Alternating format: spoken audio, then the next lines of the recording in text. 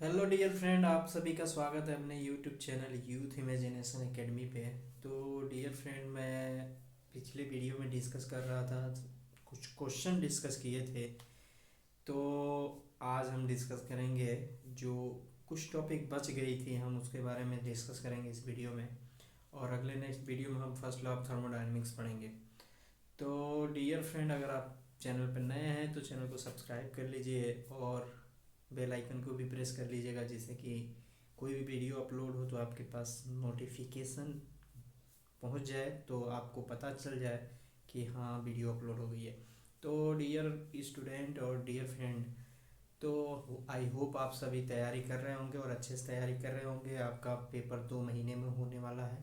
जनवरी जनवरी almost 50-70 days निकल गए हैं। इसमें रह गया आपका 13 दिन। 13 दिन इसमें रह गया। 1 महीने फरवरी रह गई है, 1 महीना मार्च रह गया।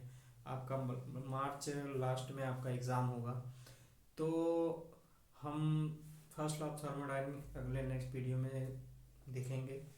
तो आज हम कुछ जो टॉपिक बच गए थे उस टॉपिक के बारे में डिस्कस करेंगे। आज हम यहाँ कुछ टॉपिक लिख के रखे हैं, तो उस टॉपिक के बारे में पढ़ेंगे। जैसे कि लॉ ऑफ परफेक्ट गैस में ये Boyle's law, Charles law, Gay Lussac law रह गया था। फिर आपका फ्री एक्सपेंशन और थ्रॉटलिंग प्रोसेस रह गई थी।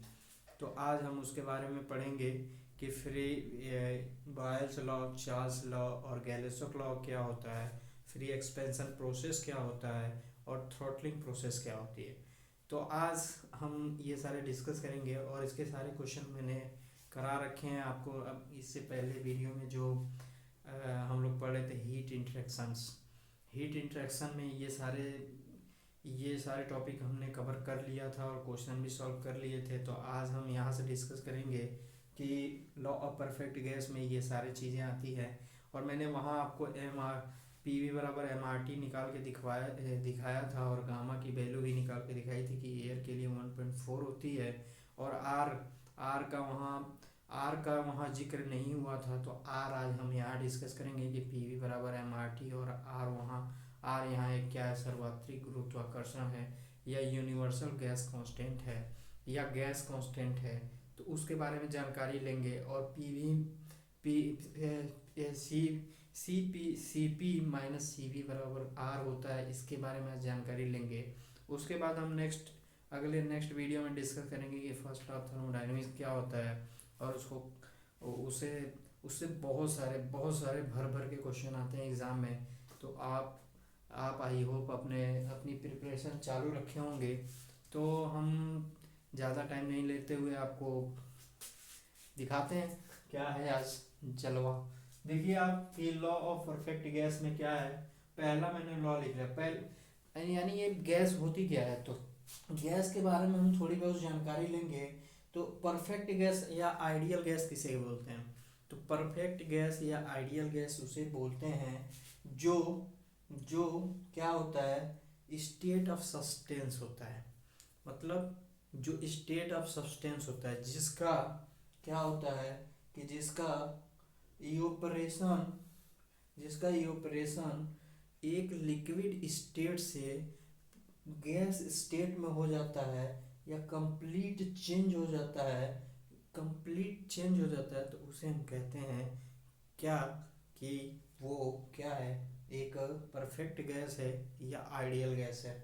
तो आप देखेंगे या पार्टियली इट्स सब्सटेंट कह रहा है ए परफेक्ट गैस और ideal gas may be defined at a state of a substance। कह रहा है कि वो परफेक्ट गैस वो हो सकती है जो क्या हो कि स्टेट ऑफ सब्सटेंस हो whose vaporization from its liquid state is complete। क्या करे कि जो एक लिक्विड स्टेट से पूरा अपने आप को वेपर में चेंज कर ले, उसे कहते हैं आइडियल गैस या वेपर गैस। तो इसके बारे में थोड़ी बहुत जानकारी आपको मिल जाएगी बुकों में, तो आप बुक का भी सहारा ले सकते हैं। और कह रहा है कि वेपर कहते हैं इसे, जैसे कि अगर लिक्विड स्टेट से क्या हो, वो वेपर में चेंज हो जाए या वो वाष्प में चेंज हो जाए तो उसे वेपर कहते हैं। और वेपर कहने के मतलब क्या है, ये vapour contain some particles of liquid in suspension. Suspension में क्या होता है कि वेपर में बहुत सारे लिक्विड आ जाते हैं, छोटे छोटे पार्टिकल, उनको हम सस्पेंशन बोल जाते हैं। जब वेपर में लिक्विड इंक्लूडेड हो, बूंदें इंक्लूडेड हो, तो उनको हम कहेंगे कि वो सस्पेंशन में है। क्या है कि वो सस्पेंशन में है। और परफेक्ट गैस की अगर परिभाषा देखें, to behaviour of superheated vapour is similar of a perfect gas. जब कोई गैस क्या करे कि अगर सुपर हीटेड, वो सुपर हीट जैसी व्यवहार करे, तो उसे हम कहते हैं वो परफेक्ट गैस है। जब लिक्विड से क्या हो, लिक्विड से वेपर में चेंज हो या वायु में चेंज हो जाए या वेपर में चेंज हो, तो उसे वेपर गैस कहते हैं। ठीक, वेपर गैस हो गई। अगर उसमें हम थोड़ा बहुत, अगर उसमें थोड़ा बहुत लिक्विड की बूंदें इंक्लूडेड हैं, तो उसे हम सस्पेंशन बोल देते हैं। और जो सुपर हीटेड गैसेज होती हैं, जो सुपर हीटेड वेपर होता है, उसे कहते हैं हम परफेक्ट गैस या आइडियल गैस। तो यहाँ तक तो आपको बात समझ में आ गई। अब कह रहा है कि इनकी फिजिकल प्रॉपर्टी को हम कैसे कैसे कंट्रोल कर सकते हैं। तो हम फिजिकल प्रॉपर्टी को इसके कैसे कंट्रोल कर सकते हैं, या तो प्रेशर को बढ़ा के कंट्रोल कर सकते हैं, pressure exerted by the gas, pressure लगा के हम गैस की फिजिकल प्रॉपर्टी को कम कर सकते हैं, या वॉल्यूम ऑक्युपाइड, जितना वॉल्यूम है, जितना वॉल्यूम गैस में इंक्लूडेड है उसको कंट्रोल करके गैस को हम गैस की फिजिकल प्रॉपर्टी को कंट्रोल कर सकते हैं। और तीसरा आपका दिया है टेम्परेचर ऑफ द गैस। पहला, प्रेशर को कंट्रोल करके हम किसी भी गैस की प्रॉपर्टी को, फिजिकल प्रॉपर्टी को हम कंट्रोल कर सकते हैं। दूसरा, अगर वॉल्यूम दिया है तो उसको कंट्रोल करके हम फिजिकल प्रॉपर्टी को कंट्रोल कर सकते हैं। अगर तीसरा दिया है, तीसरा अगर फैक्टर है कि टेम्परेचर, टेम्परेचर को हम कंट्रोल करके गैस की फिजिकल प्रॉपर्टी को हम कंट्रोल कर सकते हैं। तो ये तो रहा आपका कि ये pure substance of gas, gas के बारे में इतनी सी जानकारी है। कुछ मोटी मोटी सी जानकारी है, जैसे मैंने बता दिया कि वेपर क्या होता है। वेपर में अगर कुछ कुछ अगर द्रव की बूंदें इंक्लूडेड हैं तो क्या होगा, सस्पेंशन हो जाएगा। अगर परफेक्ट गैस है तो वो क्या होगा, आइडियल गैस। पर यदि सुपर हीटेड गैस है कोई, तो वो आइडियल गैस या परफेक्ट गैस हो जाएगी। इतनी तो आपको पता। अब पूछ लेगा कि अगर तीन ऑप्शन में दे दे आपको कि हम गैस की फिजिकल प्रॉपर्टी को कैसे कंट्रोल कर सकते हैं, तो उसमें आपको टेम्परेचर दिया होगा या प्रेशर दिया होगा या वॉल्यूम दिया होगा या तीनों दिए होंगे। तो आपको तीनों याद रखना है कि हम प्रेशर को भी कंट्रोल करके हम फिजिकल प्रॉपर्टी कंट्रोल कर सकते हैं, हम वॉल्यूम कंट्रोल करके हम फिजिकल प्रॉपर्टी कंट्रोल कर सकते हैं, या टेम्परेचर को कंट्रोल करके हम फिजिकल प्रॉपर्टी को कंट्रोल कर सकते हैं। इतनी सी बात को आपको याद रखना है। और फिर हम आएंगे अपने टॉपिक पे, जो मेन टॉपिक है, जो एग्ज़ाम में आता है। ये तो मोटी मोटी सी बात थी, कुछ वो आपको जानने की ज़रूरत थी तो मैंने आपको बता दिया। अब आते हैं, ये टॉपिक है आपका, यहाँ से क्वेश्चन आता है। तो ये क्वेश्चन है आपका बॉयज़ लॉ। चार्ल्स लॉ मैंने लिख रखा है और बॉयज़ लॉ लिख रखा है। कुछ नहीं है, जो मैंने आपको टाइप्स ऑफ प्रोसेस पढ़ाया था, वहाँ पढ़ाया था कि कांस्टेंट प्रेशर क्या होता है, कांस्टेंट वॉल्यूम क्या होती है, कांस्टेंट टेम्परेचर क्या होता है, एडियाबैटिक क्या होती है, पोलियोट्रॉपिक क्या होता है। तो वहाँ मैंने सारी चीज़ें बता रखी थी, पर इसका डिस्कशन नहीं किया था मैंने कि परफेक्ट गैस या परफेक्ट गैस का लॉ क्या होता है और परफेक्ट गैस क्या होती है। तो इस वीडियो में हम डिस्कस करेंगे। तो आप देखिए यहाँ बॉयज़ लॉ मैंने लिख रखा है। तो कह रहा है the absolute pressure of a given mass of a substance. क्या रहा है कि कोई एब्सोल्यूट प्रेशर है, कि कोई एब्सोल्यूट प्रेशर पे क्या है, गिवन मास ऑफ सब्सटेंस दिया है, कोई सब्सटेंस का मास दिया है किस पे, एब्सोल्यूट प्रेशर पे। तो वो परफेक्ट गैस, और given mass of a perfect gas, किसी परफेक्ट गैस का क्या दिया है, एब्सोल्यूट प्रेशर पे मास दिया है। तो कह रहा है कि इनवर्सली एट इट्स वॉल्यूम, क्या होगा, वो प्रेशर जो होगा वो वेरी करेगा इनवर्सली किसके, वॉल्यूम के। कोई परफेक्ट गैस का कोई मास ऑफ परफेक्ट गैस है एब्सोल्यूट प्रेशर पे, तो किस पे, यूनिवर्सली यूनिवर्सली वेरी करेगा किस पे, वैल्यूम पे। अगर वैल्यूम पे वेरी करेगा तो क्या, बॉयल्स बॉयल्स जी ने बताया कि क्या होगा, वहाँ टेम्परेचर कांस्टेंट होगा। सिंपल सी बात है कि अगर बॉयल्स लॉ है तो वहाँ टेम्परेचर कांस्टेंट होगा ऑलवेज, और ऑलवेज कांस्टेंट होगा तो प्रेशर वेरी करेगा यूनिवर्सली किसके, 1/वॉल्यूम के। प्रेशर वेरी करेगा किसके, यूनिवर्सली वॉल्यूम के। तो यहाँ मैंने लिख रखा है, देखिए यहाँ पे प्रेशर किसके किसके साथ वेरी कर रहा है, प्रेशर वेरी कर रहा है वॉल्यूम के साथ इनवर्सली प्रोपोर्शनल। आपको ये दिखा, ये इक्वेशन, ये आपको दिख रहा होगा कि प्रेशर किस पे वेरी कर रहा है, 1/वॉल्यूम के वॉल्यूम पे वेरी कर रहा है, और यहाँ पीवी बराबर क्या है, कांस्टेंट है। तो इसको कांस्टेंट लॉ बोलते हैं।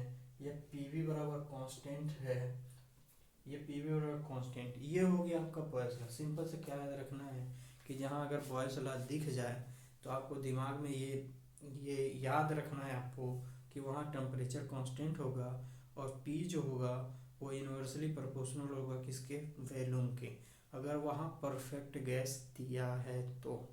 ठीक, अब आते हैं हम चार्ल्स लॉ पे। तो चार्ल्स लॉ ने दो स्टेटमेंट दिए। चार्ल्स लॉ ने दो स्टेटमेंट दिए, और दोनों स्टेटमेंट मैंने लिख रखा है। कह रहा है कि the amount of a given mass of a perfect gas very directly as its absolute temperature when the absolute pressure remains constant। कह रहा है कि the amount of a perfect gas is perfect gas, the amount of a volume of a perfect gas, the amount of a volume, यहाँ volume लिख लीजिए, volume छूट गया है। The amount of a volume of a given mass of a perfect gas is directly as its absolute temperature when the pressure remains constant. क्या होगा, Charles जी ने बताया कि अगर कोई परफेक्ट गैस है या कोई परफेक्ट गैस का मास दिया है तो वहाँ क्या होगा, वहाँ जो होगा प्रेशर क्या होगा, कांस्टेंट होगा। अगर प्रेशर कांस्टेंट होगा तो आपको ये देखिए, ये पीवी बराबर एम आर टी, आपको पिछली क्लासों में बताया गया होगा कि एम आर टी होता है। जब मैं आपको टाइप्स ऑफ प्रोसेस पढ़ा रहा था तो इसका जिक्र किया था कि पीवी बराबर एम आर टी या पीवी बराबर एन आर टी, आपको याद रखना है। तो आप देखिए यहाँ पे चार्ल्स जी ने बताया कि अगर कोई अमाउंट दिया है वॉल्यूम पे और उसका मास ऑफ परफेक्ट गैस है तो उसका क्या होगा, उसका प्रेशर अगर रिमेन्स कांस्टेंट है तो ये इक्वेशन आपको दिख रही होगी, भी समानुपाती किसके होगा, टी के, अगर प्रेशर को हम कांस्टेंट कर दें। ठीक, तो P/T बराबर क्या होगा, कांस्टेंट होगा, जहाँ P क्या है, कांस्टेंट है। इतनी सी बात समझ में आई। पहले तो हमने पढ़ाया कि आपको गैलेसियस लॉ क्या होता है। गैलेसियस लॉ वो होता है, बॉयल्स लॉ वो होता है, बॉयल्स लॉ उसे बोलते हैं जहाँ क्या हो कि टेम्परेचर कांस्टेंट हो और जो P हो वह यूनिवर्सली प्रोपोर्शनल हो V के। इतना से याद करना है बस। उसके बाद आया होता है आपका चार्ल्स लॉ। चार्ल्स जी ने बताया कि चार्ल्स लॉ में बताया उन्होंने कि चार्ल्स लॉ अगर वहाँ अप्लाई होता है जहाँ क्या होता है कि प्रेशर कांस्टेंट होता है और वैल्यूम डायरेक्टली प्रोपोर्शनल टू होता है टेम्परेचर के, तो आपको ये दिख रहा होगा, इसे याद रखना है। अगर ये स्टेटमेंट आपको कहीं दिख जाए, ऐसा कोई स्टेटमेंट दिख जाए जहाँ टेम्परेचर कहे कि जहाँ कहे कि प्रेशर कांस्टेंट है तो कौन सा लॉ होगा, तो आपको याद रखना है कि चार्ल्स लॉ होगा। ठीक, इतनी सी बात याद रखनी है। अब देखिए यहाँ मैंने दूसरा स्टेटमेंट भी लिख रखा है। चार्ल्स जी ने दूसरा स्टेटमेंट क्या दिया, दिया कि all perfect gas change in volume by 1/273 of its original value at 0 degree centigrade for every 1 degree centigrade change in temperature। कुछ नहीं करना है। अगर कोई परफेक्ट गैस है और उसका वैल्यूम क्या हो रहा है 1/273, तो 273 इट्स ओरिजिनल वैल्यूम का क्या होगा, चेंज होगा 0 डिग्री से 1 डिग्री सेंटीग्रेड पे इन द टेम्परेचर, उस टेम्परेचर पे, तो when the pressure remains constant होगा उसका। ठीक, लेट्स यहाँ देखिए, अगर हम मान लें V0 क्या है, वैल्यूम ऑफ ए गिवन मास है किस पे 0 डिग्री सेंटीग्रेड पे, और Vt क्या है, वैल्यूम ऑफ द मास है किस पे T डिग्री सेंटीग्रेड पे, तो according to this statement क्या होगा, Vt is equal to V0 plus 1/273 क्या VO इंटू टी। अब इसको हम यहाँ से VO कॉमन लेते हैं, यहाँ से VO कॉमन लिया और मैंने इसका गुणा कर दिया यहाँ पे 273 प्लस T/273। अब इसको क्या लिख सकते हैं, इसको कुछ ऐसे जनरल फॉर्म में लिख सकते हैं T/T0। ठीक, अब इसको हमने क्या किया, T को हमने इधर क्या कर दिया, भाग दे दिया। देखिए Vt/T और V0/T0। अब यहाँ T क्या है, तो absolute temperature to corresponding to T degree centigrade, और T0 क्या है, absolute temperature to corresponding 0 degree centigrade. इतनी सी बात आपको याद रखना है, कुछ नहीं करना है। आपको बॉयल्स याद रखने के लिए क्या करना है कि कांस्टेंट टेम्परेचर याद रखना है, कि अगर कहीं बॉयल्स लॉ दिखे तो वहाँ क्या होगा, टेम्परेचर कांस्टेंट होगा। जहाँ टेम्परेचर कांस्टेंट होगा वहाँ क्या होगा, आइसोथर्मल होगा। अगर आइसोथर्मल होगा तो हाइपरबोलिक भी प्रोसेस होगा। तो ये जो बॉयल्स लॉ है, इसी से आइसोथर्मल प्रोसेस और हाइपरबोलिक प्रोसेस को डिफाइन किया जाता है, जहाँ क्या होता है, टेम्परेचर कांस्टेंट होता है और जो P होता है वो इनवर्सली प्रोपोर्शनल टू V होता है। अगर कहीं चार्ल्स लॉ दिख जाए तो ये दो स्टेटमेंट आपको याद रखनी है। पहला क्या याद रखना है कि अगर कहीं स्टेटमेंट में दिया हो कि कांस्टेंट क्या है, प्रेशर है, तो वहाँ वैल्यूम किसके डायरेक्टली प्रोपोर्शनल टू होगा, किसके, आपका टेम्परेचर के। इतनी सी बात याद रखनी है। और दूसरा स्टेटमेंट याद रखना है कि अगर कोई प्रोसेस दिया, all perfect gas change in volume अपन 173 आपको ये कहीं 273 कहीं आपको दिख जाए कि all perfect gas change in volume by 1/273 of its original volume at 0 degree centigrade for every 1 degree centigrade change in temperature when the pressure remains constant। यहाँ आपको प्रेशर भी दिखेगा कांस्टेंट, जहाँ दिख जाए प्रेशर आपको जहाँ दिख जाएगा कि प्रेशर के बोल दे कि कांस्टेंट है, तो वहाँ याद रखना क्या होगा, चार्ल्स लॉ होगा। इतनी सी बात समझ में आई। इसको मिटा देते हैं, उसके बाद देखते हैं आगे।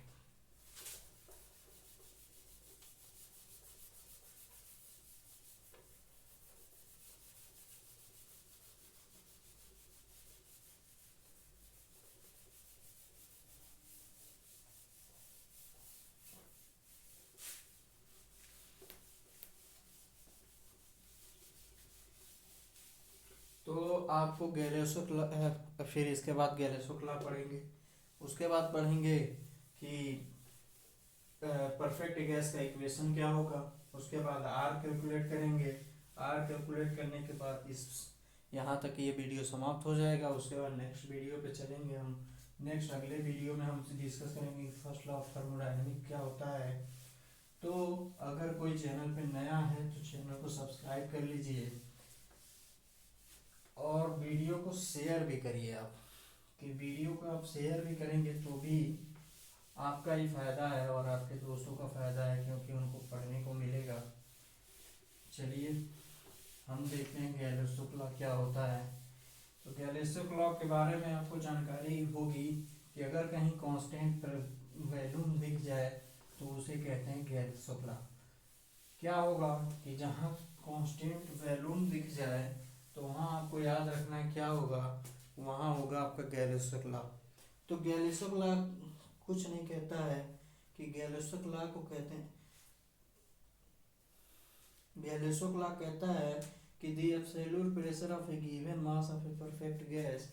देखिए गैलोसक लॉ तीसरा लॉ है हमारा, तीसरा लॉ है, तीसरे लॉ को क्या कहते हैं, Gay Lussac law. Gay Lussac law, Gay Lussac Lussac law, Lussac Gay Lussac law. Gay Lussac law क्या कहता है कि mass of a perfect gas, क्या कह रहा है, दी absolute pressure of a given mass of a perfect gas, the absolute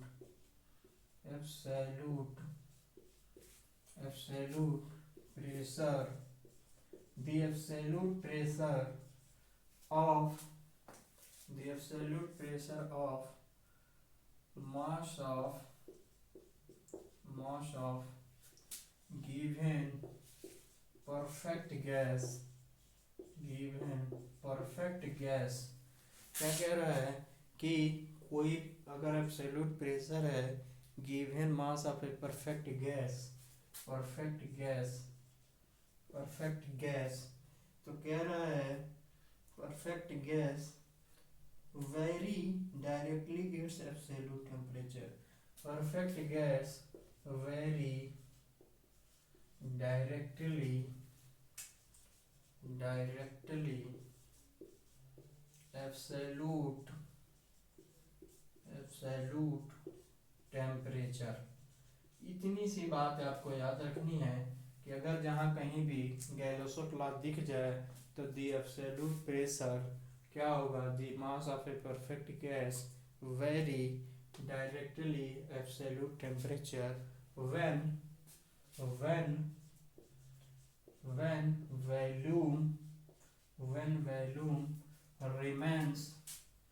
when volume remains क्या होगा, कांस्टेंट होगा।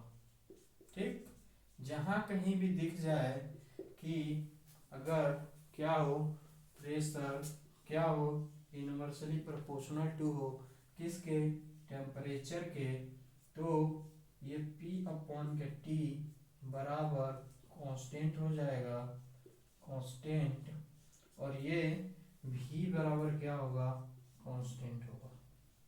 इतनी सी बात आपको याद रखनी है, जहाँ गैलोसक लॉ दिखेगा वहाँ आपको दिखेगा कि जो वैल्यूम होगा वो रिमेंस कांस्टेंट होगा और P जो होगा वो P जो होगा वो प्रोपोर्शनल टू होगा किसके, T के। इतनी सी बात याद रखनी है कि जहाँ गैलोसक लॉ दिखेगा वहाँ आपको कांस्टेंट वैल्यूम दिखेगा ही दिखेगा, उस क्वेश्चन में कांस्टेंट वैल्यूम दिखेगा, और जब कांस्टेंट वैल्यूम दिखेगी तो ये वैल्यू भी दिखेगी आपको वहाँ पे, ये वैल्यू भी दिखेगी कि P प्रोपोर्शनल है किसके, T के, या T प्रोपोर्शनल है P के। ये दोनों इक्वेशन में या तो ये दिया होगा या तो ये दिया होगा या तो ये दिया होगा। जहाँ गैलोसक लॉ का चर्चा होगी वहाँ ये तीनों आपको नज़र आएंगे उस क्वेश्चन में। तो आपको ये तीनों याद रखना है। जब पूछेगा गैलोसक लॉ क्या होता है तो कांस्टेंट वैल्यूम होता है, और क्या होता है, P प्रोपोर्शनल टू होता है किसके, T के। इतनी सी बात याद रखनी है। ये रहे आपके तीन लॉ, और तीन लॉ होने के बाद हम पढ़ेंगे जनरल गैस इक्वेशन क्या होता है, तो वो थोड़ा सा हम देख लेते हैं कि जनरल गैस इक्वेशन क्या है।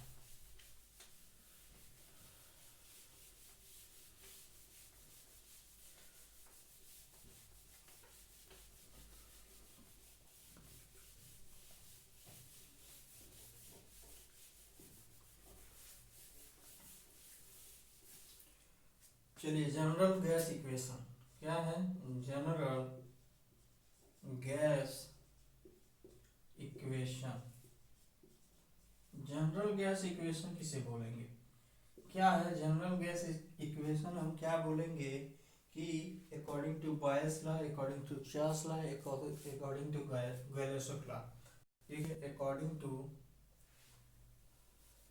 General gas equation. ठीक, तो पहला है क्या, अकॉर्डिंग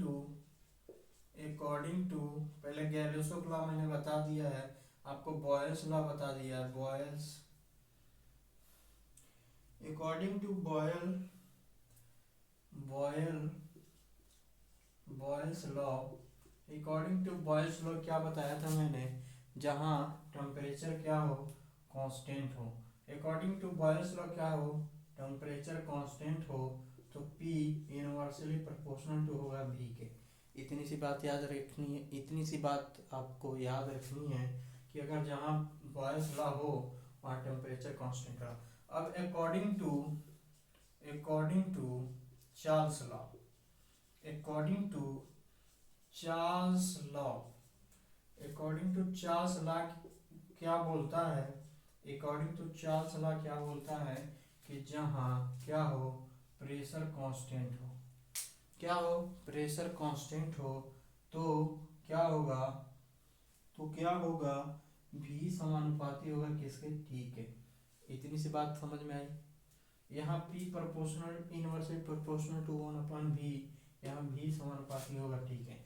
अब according to Gay Lussac law, according to किसके, गैलोसो लॉ के,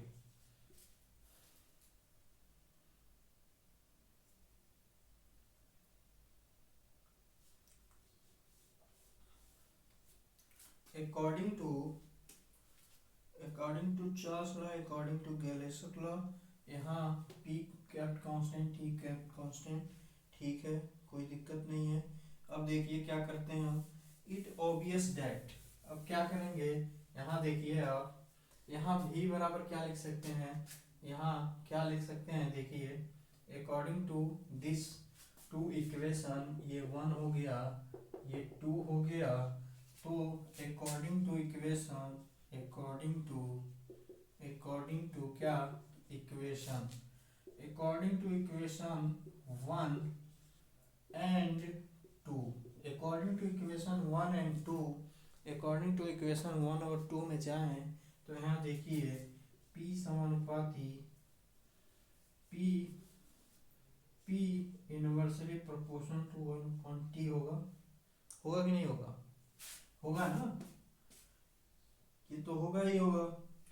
अब देखिए जब P समानुपाती 1/T होगा तो इसको क्या लिख सकते हैं, या यहाँ भी समानुपाती, इसको देखिए यहाँ भी समानुपाती क्या लिख सकते हैं, 1/P लिख सकते हैं। अगर 1/, इसको ऐसे लिख सकते हैं तो इसको क्या लिख सकते हैं कि ये देखिए यहाँ P समानुपाती भी समानुपाती 1/P एंड T, यहाँ T, ठीक है। यहाँ देखिए भी समानुपाती किसके दिया है, T के। ये तीनों इक्वेशन को अगर हम देखें तो कुछ ऐसे लिख सकते हैं, इसको भी बराबर भी समानुपाती, इसको भी समानुपाती क्या लिख सकते हैं, देखिए ये T है, T को हम क्या लिखें, यहाँ ऊपर लिख दें समानुपाती हो गया, ये P इनवर्सली प्रोपोर्शनल टू है तो इसको हम नीचे लिख देते हैं। ये देखिए कुछ ऐसे लिखेगा, क्या कुछ ऐसे लिखेगा ये कि भी समानुपाती T के और भी समानुपाती इनवर्सली P के। इस इक्वेशन से अगर हम इसको कुछ ऐसे लिख दें इस इक्वेशन को कि भी हम यहाँ लाएं और P को यहाँ कर दें तो कुछ ऐसे होगा, और इसको तो ऐसे ही रहने दिया मैंने, और कुछ P समानुपाती यहाँ भी का जो समानुपाती हम वहाँ T रख दें तो कुछ ऐसे दिखेगा, ठीक। और उन दोनों इक्वेशनों को अगर हम अकॉर्डिंग टू लिखें तो कुछ ऐसे लिख सकते हैं, इसको लिख सकते हैं, कुछ नहीं करना है। अब क्या करना है, यहाँ हम एक कांस्टेंट लगाएंगे और P को गुणा कर देंगे। देखिए यहाँ पे अगर हम P भी लिखें, ये समानुपाती किसके होगा, T के होगा। अगर हम समानुपाती को हटाते हैं तो PV बराबर क्या होगा, C इंटू टी। इतनी सी बात समझ में आई, इतनी सी बात समझ में आई कि PV बराबर क्या होगा, C इंटू टी होगा, ठीक। अब कह रहा है कि सी क्या है, एक कांस्टेंट है। यहाँ सी क्या है, सी एक क्या है, कांस्टेंट है। कांस्टेंट है, सी क्या है, कांस्टेंट है एक। अब सी की वैल्यू हम निकालेंगे, तो सी की वैल्यू कैसे निकालेंगे।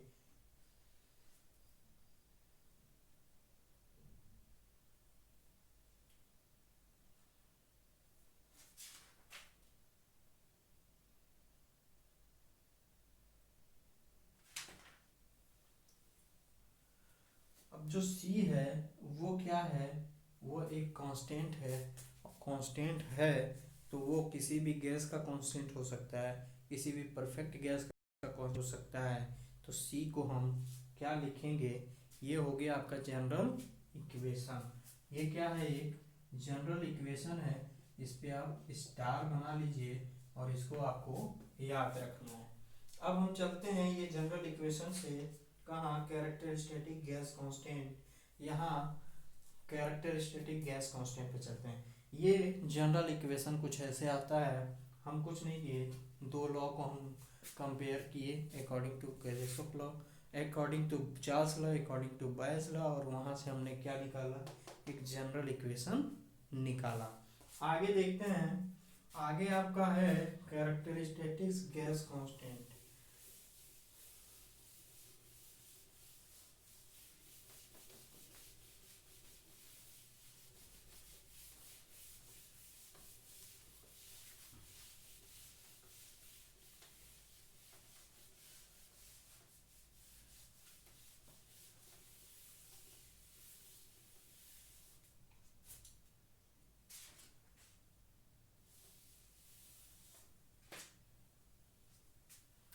तो यहाँ देखिए अब कैरेक्टर स्टैटिक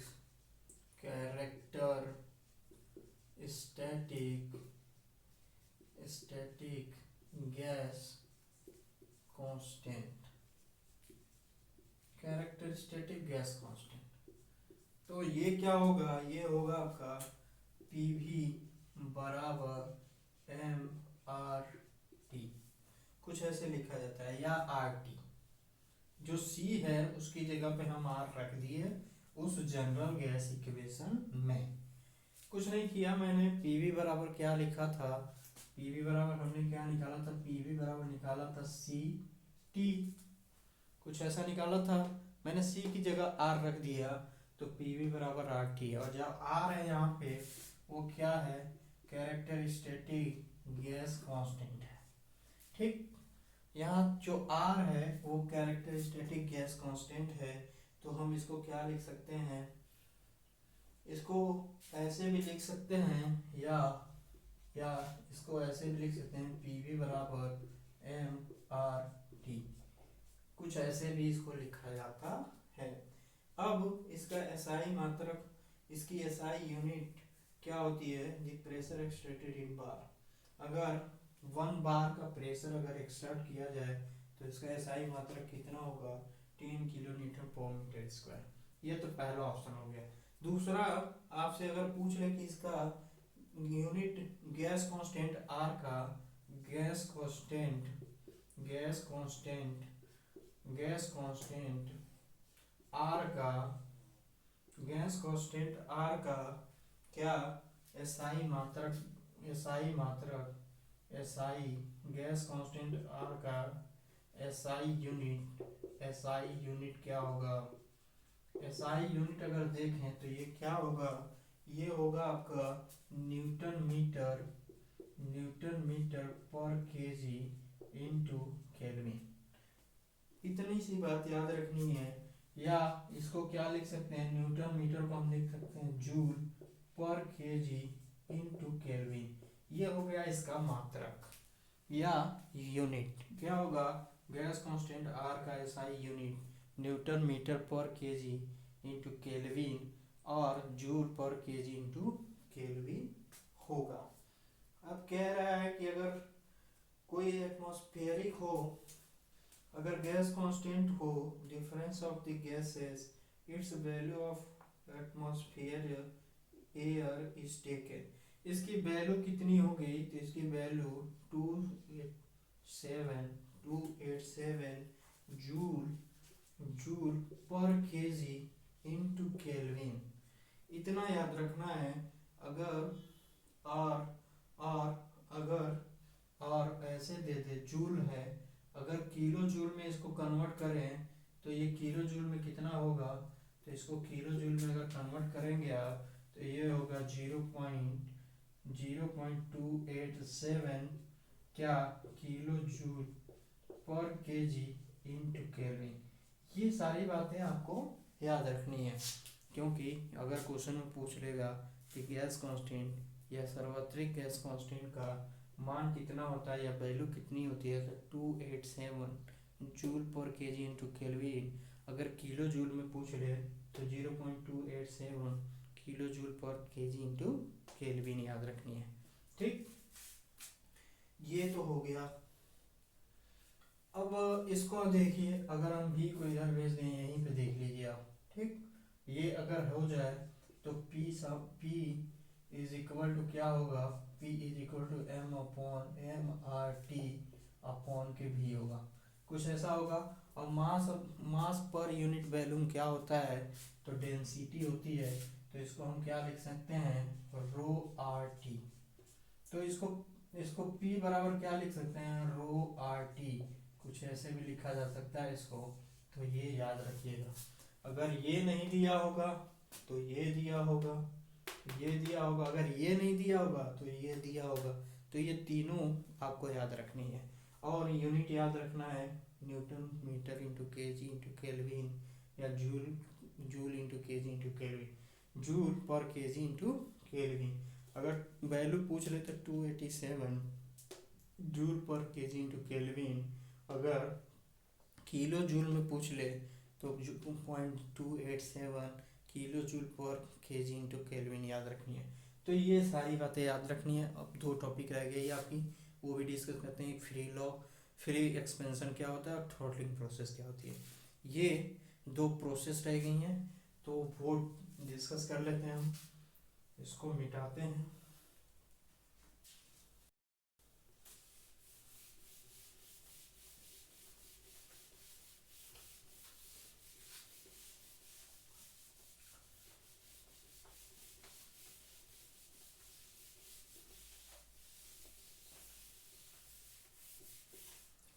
चलिए, एक रह गया है आपका फ्री एक्सपेंशन प्रोसेस और एक रह गया है आपका थ्रॉटलिंग प्रोसेस। चलिए, फ्री एक्सपेंशन प्रोसेस या आर अनरिस्ट्रिक्टेड एक्सपेंशन प्रोसेस। देखिए फ्री एक्सपेंशन, देखिए free expansion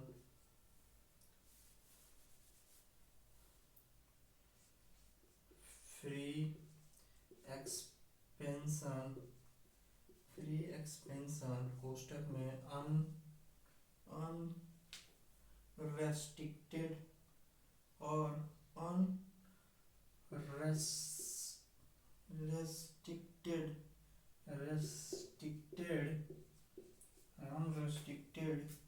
expansion unrestricted expansion process. तो ये रह गया था आपका टॉपिक कि फ्री एक्सपेंशन प्रोसेस किसे कहते हैं। तो फ्री एक्सपेंशन प्रोसेस किसे कहेंगे, फ्री एक्सपेंशन प्रोसेस किसे कहेंगे, तो फ्री एक्सपेंशन प्रोसेस वो होता है जो क्या करता है, सडनली एक वैक्यूम चेम्बर होता है।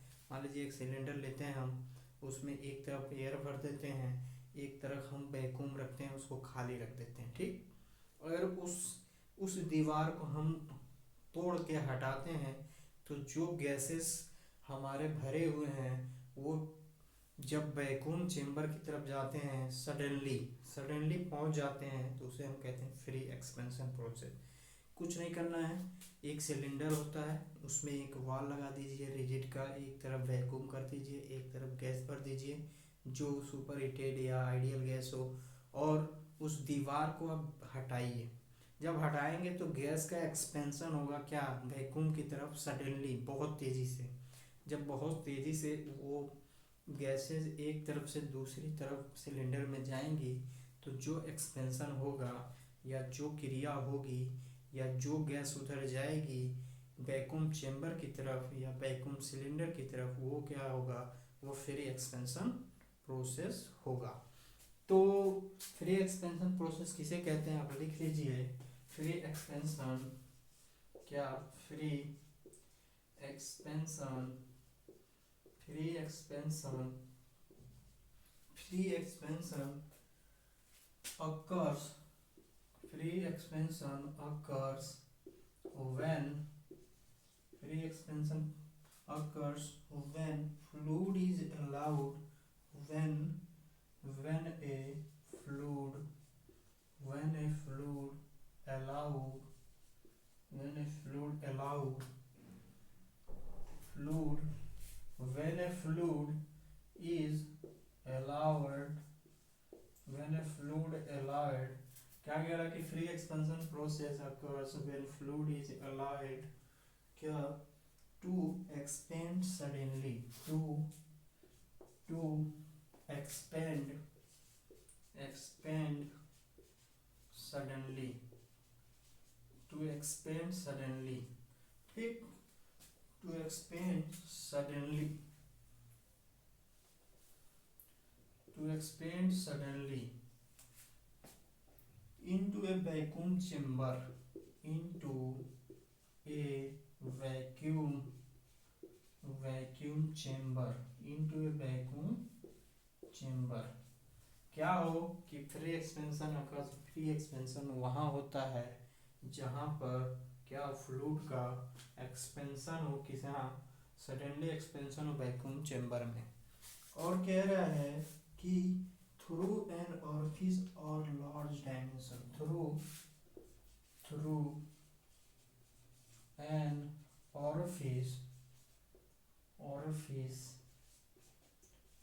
through an orifice, an orifice of large, large dimension, dimension, ठीक, डायमेंशन, क्या हो, वो एक लार्ज हो, ऑरिफिस हो, जिसके थ्रू हो एक्सपेंशन हो रहा हो, तो उसे हम कहते हैं free expansion process. In this process, अब देखिए अब काम की चीज आ रही है, अब काम की चीजें लिखी जा रही हैं, इतना तो आपको याद रखना ही रखना है। अब काम की चीजें लिखी जा रही है, ये तो डेफिनेटली याद रखना है आपको कि इन दिस प्रोसेस, इस प्रोसेस में, क्या कह रहा है कि in this process, in this process, इस प्रोसेस में क्या होता है, इन प्रोसेस में क्या होता है, नो हीट इज सप्लाई और रिजेक्टेड। क्या कह रहा है कि no heat, heat supply, no heat supply और रिजेक्टेड, इसमें कोई भी हीट का सप्लाई और सप्लाई और रिजेक्शन नहीं होता है, सप्लाई और रिजेक्टेड, रिजेक्टेड, सप्लाई और रिजेक्टेड, ठीक, rejected, and no external, and no external, external, no external work done, no external work done, no external work is done, इसमें कोई भी वर्क नहीं होता है, is done, ना तो इसमें कोई हीट ट्रांसफर होता है और ना ही कोई वर्क डन होता है। तो अगर कहीं फ्री एक्सपेंशन आपको दिखने को मिलेगा तो वहाँ वर्क डन जीरो दिखेगा आपको, और हीट ट्रांसफ़र भी जीरो दिखेगा, ना तो उसमें कोई हीट ट्रांसफ़र होता है, ना सप्लाई होती है, ना रिजेक्शन होता है, ना उस पर कोई वर्क डन होता है। तो जहाँ आपको फ्री एक्सपेंशन दिखेगा तो वहाँ आपको याद रखना है कि वो work is constant and heat is constant always. तो ये दो पॉइंट आपको याद रखनी है। तो hence the total heat of the fluid remains constant, hence क्या होगा, hence total, total heat of the, total, total heat, heat of the fluid, of the fluid क्या होगा, remains, remains, remains constant, remains constant होगा, remains constant, ठीक। बात याद रखनी है। तो दिस टाइप ऑफ एक्सपेंशन में आल्सो बी कॉल्ड एज, क्या इस प्रोसेस को क्या बोल सकते हैं, this type of this type of this type of this type of expansion this type of expansion this type of expansion may be this type of expansion may also may also be called as constant total heat expansion, as constant total heat expansion। तो इतनी सी बात आपको याद रखनी है कि free expansion अगर जहाँ कहीं भी देखने को मिलेगा तो आपको Q क्या होगा, जीरो होगा, और W क्या होगा, जीरो होगा। तो ये दोनों आपको याद रखनी है कि अगर कहीं भी आपको फ्री एक्सपेंशन देखने को मिले तो ये याद रखना है कि Q क्या होगा, जीरो होगा, और W क्या होगा, जीरो होगा। इतनी सी बात याद रखनी है। अगर कहीं फ्री एक्सपेंशन पूछ ले तो टोटल हीट क्या होगा, वो कांस्टेंट होगी। इतनी सी बात याद रखनी है आपको। अब क्या बच जाता है, और जब ये जीरो होगा तो डेल यू ऑलरेडी क्या होगा, जीरो होगा। ये फर्स्ट लॉ ऑफ थर्मोडायनेमिक्स है। ठीक, इतनी सी बात याद रखनी है आपको, और कुछ नहीं याद रखना है। That is called free expansion. That's is called free expansion. Free expansion. Free expansion process। ये हो गया आपको पूरा। ठीक, इसको मिटाते हैं। अब एक बच गया है आपका थ्रॉटलिंग प्रोसेस, उसको भी कवर कर लेते हैं, उसके बाद ये समाप्त हो जाएगा चैप्टर। चलिए देखिए, आपको थ्रॉटलिंग प्रोसेस क्या होता है कि जिसमें क्या होता है, एंथैल्पी क्या होती है, कांस्टेंट होती है, उसमें भी ये सारे जीरो, ये सारी वैल्यू जीरो होती है, और वहाँ क्या होता है कि एंथैल्पी क्या होती है, कांस्टेंट होती है। किसमें, थ्रॉटलिंग प्रोसेस में। अगर कहीं थ्रॉटलिंग प्रोसेस दिखेगा आपको तो वहाँ एंथैल्पी क्या होगी, कांस्टेंट होगी ऑलवेज।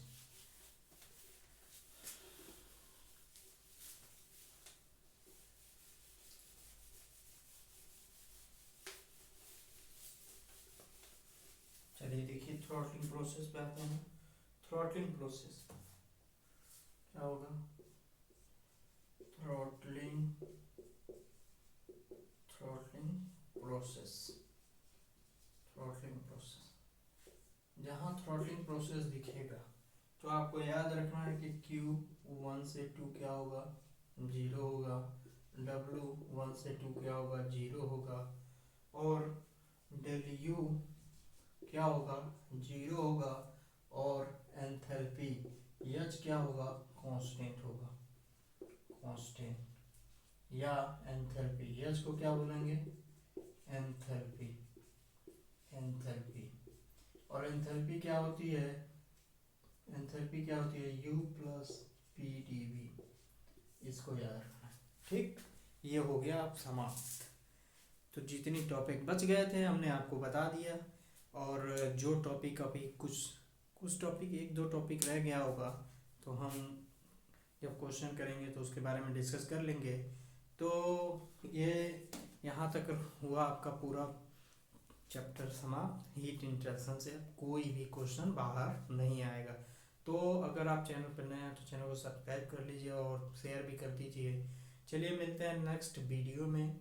नेक्स्ट वीडियो में हम डिस्कस करेंगे क्या, फर्स्ट लॉ ऑफ थर्मोडायनेमिक्स, और उससे रिलेटेड जितने भी क्वेश्चन आए हैं उसको हम लोग डिस्कस करेंगे।